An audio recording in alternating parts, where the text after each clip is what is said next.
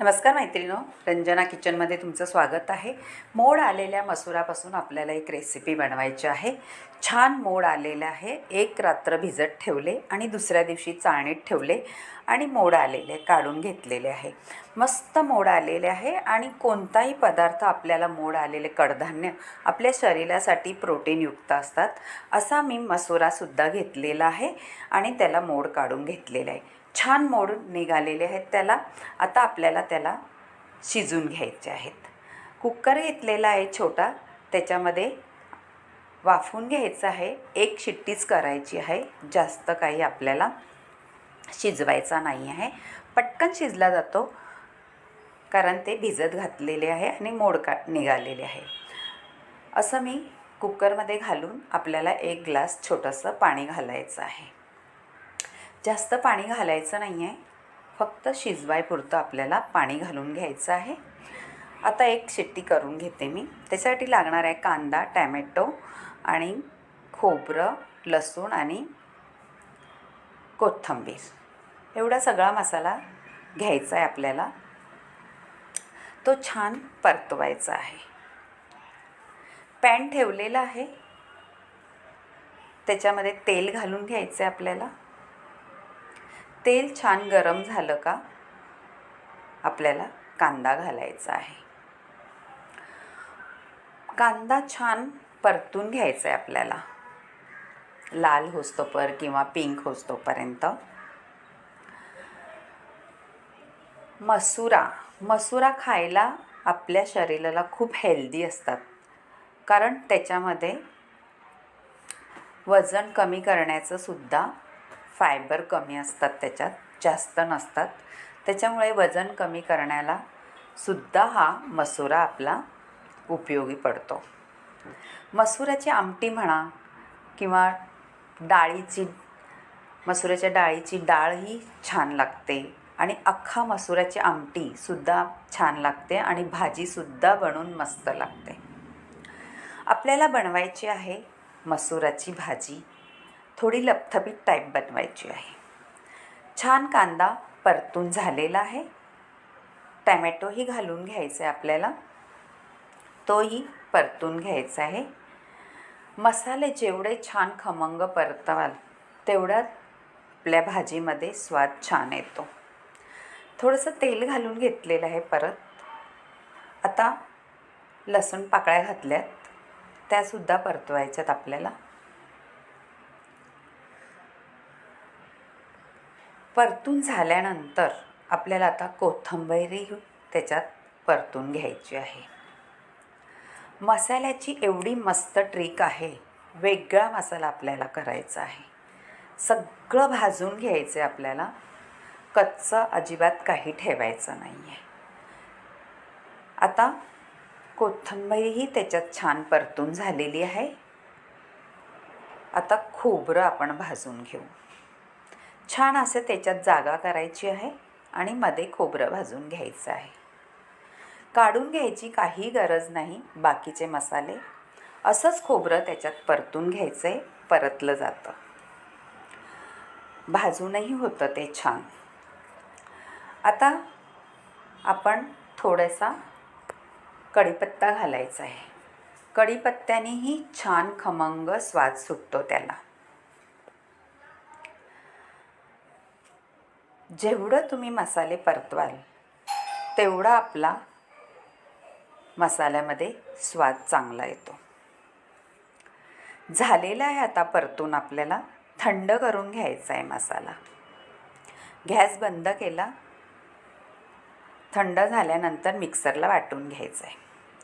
त्याच पॅनमध्ये मी थोडं तेल घालून घेतलेलं आहे। आता आपल्याला त्याच्यात घालायचं आहे मोहरी, जिरं आणि कढीपत्ता। कढीपत्ता छान खमंग त्याचा स्वाद येतो। हिंगही तेवढाच घालायचा आहे, त्याचासुद्धा छान सुगंध सुटतो। आणि वाटलेला मसाला आपल्याला घालून घ्यायचा आहे। तेलामध्ये छान परतून घ्यायचं आहे, तेल सुटस तोपर्यंत।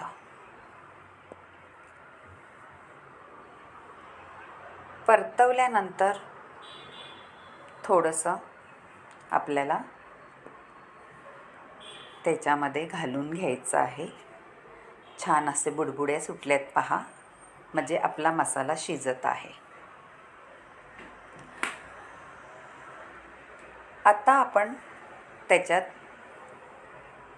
छान झाकण ठेवायचं आहे त्याच्यावरती आणि मसाला परतून घ्यायचा आहे चांगला आणि शिजवून घ्यायचा आहे.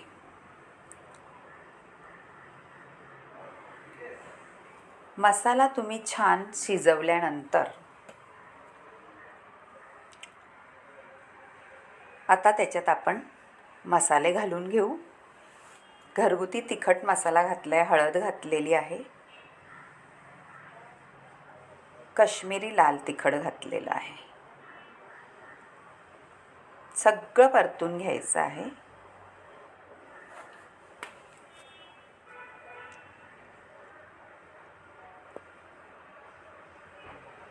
झाल्यानंतर परतवल्यानंतर छान आपल्याला उकळी येते त्याची मसाल्याची आणि गरम मसाला घालून घ्यायचा आहे. त्यानेसुद्धा छान चव येते. मसुरा ह्या हेल्दी असतात. आपल्याला वजन कमी करण्यासाठी सुद्धा छान असा पदार्थ आहे. मसुराची डाळ किंवा अख्ख्या मसुरा ह्याच्यापासून आपल्याला छान भाजीही बनवता येते आणि आमटीही बनवता येते. असं आपल्याला करून घ्यायचं आहे. सगळा मसाला छान परतवून घ्यायचा आहे. जेवढा तुम्ही मसाला परतवाल तेवढी आपली भाजी खमंग आणि रुचकर लागते. आता थोडंसं पाणी घालून घेणार आहे त्याच्यावरती आणि ग्रेव्ही आपली झालेली आहे छान.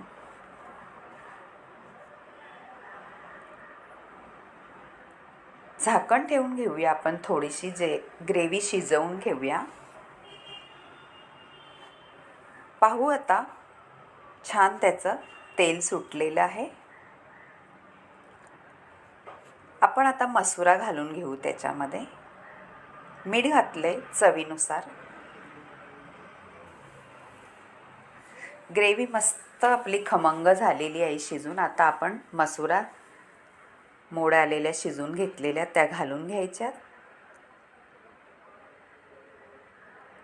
तुम्हाला जसं हवं तसं पातळ तसं पाणी घालून घ्यायचं आहे.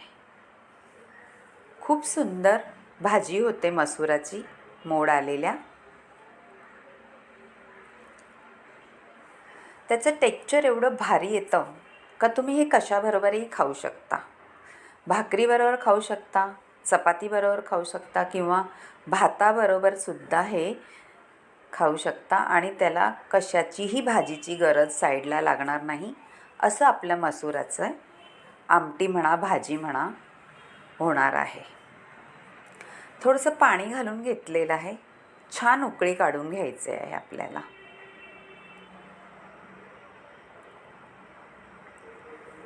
तुम्ही थोडं पातळ केलं तरी चालेल आणि घट्ट ठेवलं तरी चालेल, तेवढंच छान खमंग लागणार आहे.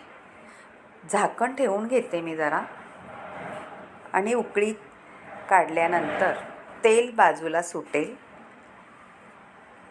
मग आपली आमटी तयार होणार आहे.